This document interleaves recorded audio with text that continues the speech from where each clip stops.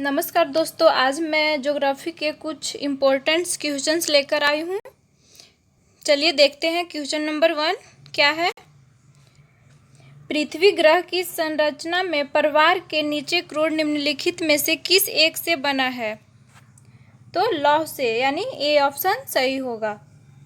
Next question, भूगोल के लिए जियोग्राफिका शब्द का प्रयोग सर्वप्रथम किसने किया था? तो इसमें आपको सही उत्तर हो जाएगा इरेटोस्थनीज ने, यानी डी ऑप्शन सही होगा। नेक्स्ट क्वेश्चन, मानव भूगोल का पिता निम्नलिखित में से किसको कहा जाता है? तो मानव भूगोल का पिता जो है वो कार्ल रिटर को कहा जाता है, यानी ए ऑप्शन सही होगा। नेक्स्ट क्वेश्चन, भूगोल को मानव पारिस्थितिकी के रूप में परिभाषित करने वाला विद्वान कौन है? तो H.N. बैरोज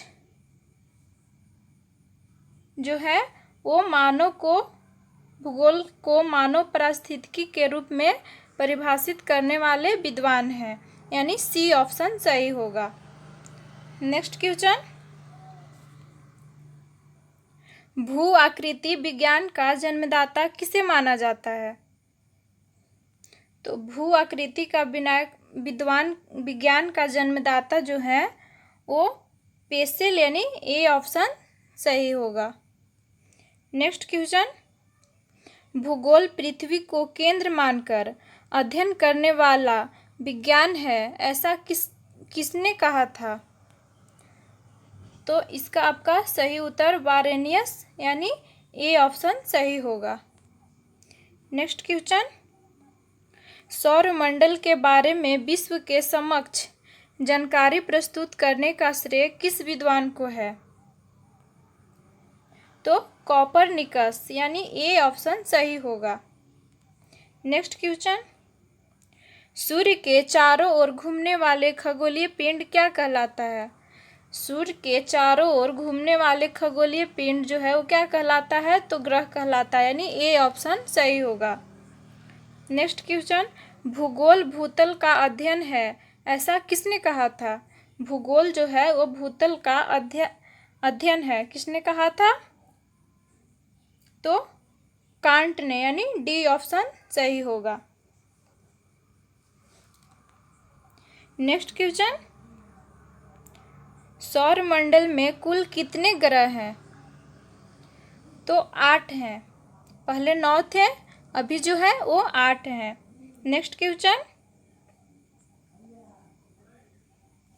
भूगोल का जनक किसे कहा जाता है? तो भूगोल का जनक जो है वो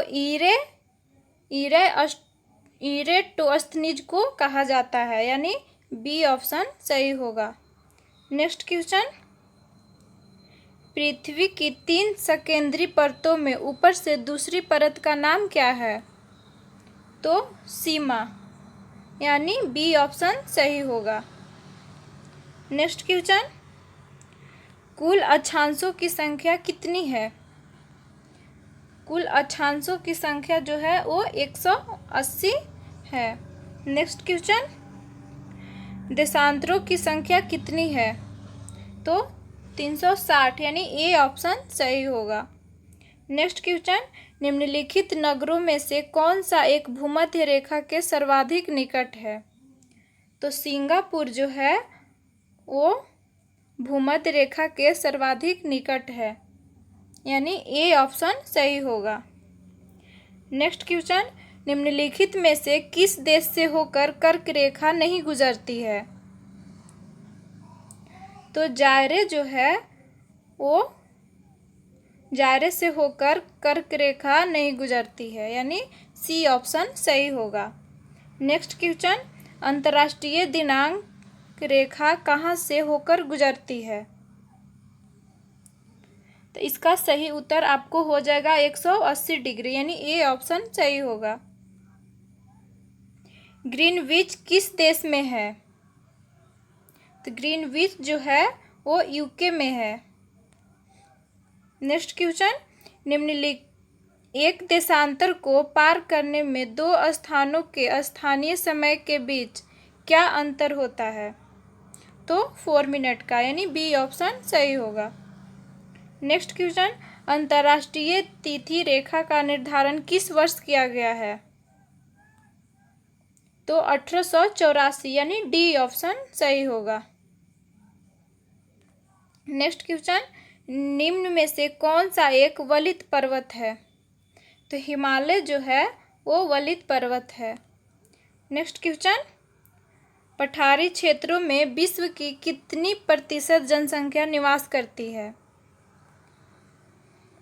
तो 9% जो है वो पठारी क्षेत्रों में निवास करती है। नेक्स्ट क्वेश्चन, भूकंप में धरातलीय तरंगे होती हैं, तो एल तरंगे। नेक्स्ट क्वेश्चन, नवीनतम पर्वतमाला है, तो यूराल जो है वो नवीनतम पर्वतमाला है, यानी सी ऑप्शन सही होगा। नेक्स्ट क्वेश्चन, हिमालय की उत्पत्ति किस भूसंतति से हुई है? तो टेथिस, यानी बी ऑप्शन सही होगा इसमें। नेक्स्ट क्वेश्चन, वेसुवियस ज्वालामुखी किस देश में स्थित है? तो इटली में स्थित है, यानी सी ऑप्शन सही होगा। नेक्स्ट क्वेश्चन, माउंट एरबस ज्वालामुखी निम्नलिखित में से किस महाद्वीप में स्थित है? तो अंटार्कटिका, यानी ए ऑप्शन सही होगा इसमें। नेक्स्ट क्वेश्चन, वायुमंडल में सबसे अधिक ओजोन कहाँ पर केंद्रित है? तो इसमें स्ट्रेटोस्फियर, यानी ए ऑप्शन सही होगा। नेक्स्ट क्वेश्चन, पृथ्वी की सतह से सबसे दूर वायुमंडलीय परत किस नाम से विदित है? तो आयन मंडल, यानी सी ऑप्शन सही होगा। नेक्स्ट क्वेश्चन, दीर्घ रेडियो तरंगे पृथ्वी के किस सतह से परावर्तित होती है? तो आयन मंडल से दीर्घ रेडियो पृथ्वी के तरंगे जो है वो परावर्तित होती है, यानी इसका आंसर सी होगा, यानी ऑप्शन नंबर सी।